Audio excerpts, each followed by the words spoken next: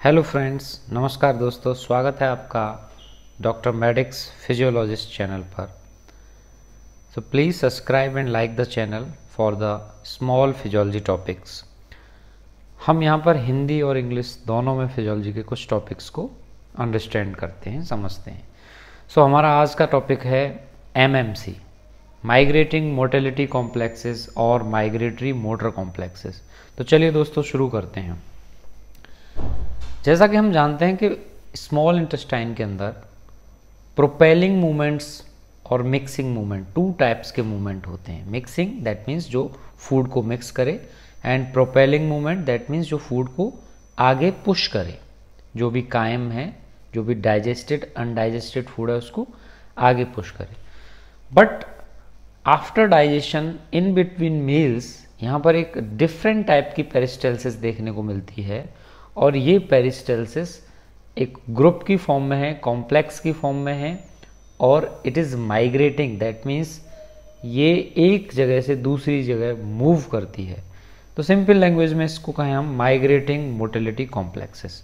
So what is the purpose, उद्देश्य क्या है इसका? The purpose of this type of movement is housekeeping function. That means housekeeping, जैसे कि सोसाइटी के अंदर आप देखते हैं हाउसकीपर्स क्या करते हैं? सोसाइटी को क्लीन रखते हैं। So in the small intestine MMC movements, migratory motor complexes sweeps the undigested residue towards the colon to maintain the low bacterial counts in the upper intestine and also prepare the intestine for the next meal। तो इनका जो main function है वो undigested जो residue है, undigested जो food है उसको स्मॉल इंटेस्टाइन से निकालकर कॉलन तक पहुंचाना है, जिससे कि स्मॉल इंटेस्टाइन में बैक्टीरियल काउंट नॉर्मल बना रहे, लो बना रहे। इसके अलावा स्मॉल इंटेस्टाइन नेक्स्ट फूड के लिए, नेक्स्ट मील के लिए प्रिपेयर हो जाए। क्या करेक्टरिस्टिक्स हैं इस तरह की पेरिस्टाल्सिस के? ये बहुत ही कोऑर्डिनेटेड है, it is most coordinated, it is rapid peristalsis. अगर नॉर्मल प्रोपेलिंग पेरिस्टाल्सिस से कंपैरिजन करें तो माइग्रेटरी मोटर कॉम्प्लेक्सेस या माइग्रेटरी मोटिलिटी कॉम्प्लेक्सेस की जो पेरिस्टाल्सिस है ये कंपैरेटिवली रैपिड है, फोर्सफुल है, इंटेंस है, and it occurs between the meals. तो यूजली जब डाइजेशन कंप्लीट हो चुका है और नेक्स्ट मील के लिए इंटेस्टाइन को प्रिपेयर करना है तो एमएमसी कॉन्ट्रैक्शंस आते हैं, और ये अनडाइजेस्टेड रेजिड्यू को कॉलन तक पहुंचाने में हेल्प करते हैं। तो इन कॉन्ट्रैक्शंस की डायरेक्शन क्या होगी? The contraction migrate aborally. अब यहाँ पर दो वर्ड लगे हुए हैं, माइग्रेट, एबॉर्ली। एबॉर्ली डायरेक्शन है, that means from the oral to anus. तो इसकी डायरेक्शन टुवार्ड्स द कॉलन है, and the rate of these contraction, the rate of migration of these contraction is 5 centimetre per minute.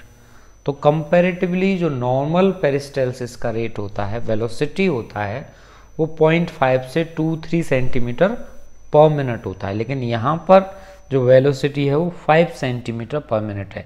तो these are rapid peristalsis and occurs at the intervals of approximately 100 minutes.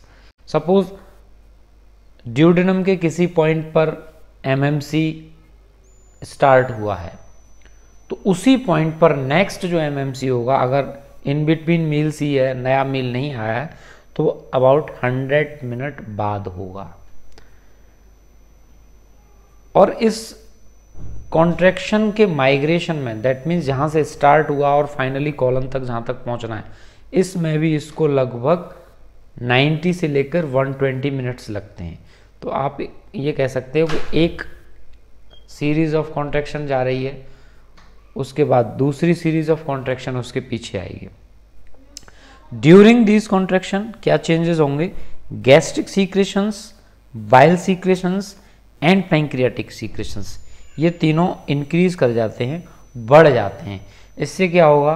Secretions आएंगे, एक तो liquid content है, housekeeping function easy हो जाएगा, और जो undigested material है उसके लिए फर्दर एंजाइम्स मिल जाएंगे, तो कुछ डाइजेशन भी हो जाएगा।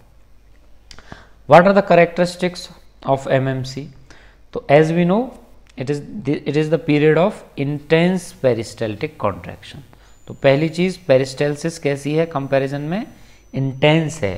तो कॉन्ट्रैक्शन का जो फोर्स है वो भी यहाँ पर ज़्यादा होगा और वेलोसिटी है वो भी ज़्यादा होगी, दोनों पॉइंट ज़्यादा हैं यहाँ पर।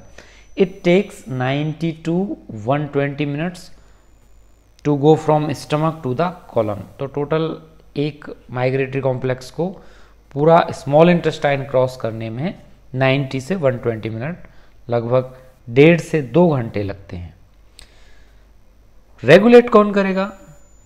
तो इसको रेगुलेट करने के लिए एक तो आपका एंट्रिक नर्वस सिस्टम ईएनएस, जो स्मॉल इंटेस्टाइन या आप कहें जीआईटी का एक इंट्रिंसिक नर्वस सिस्टम है, एंट्रिक नर्वस सिस्टम। और दूसरा hormonal influence, it is by the मोटिलिन hormone.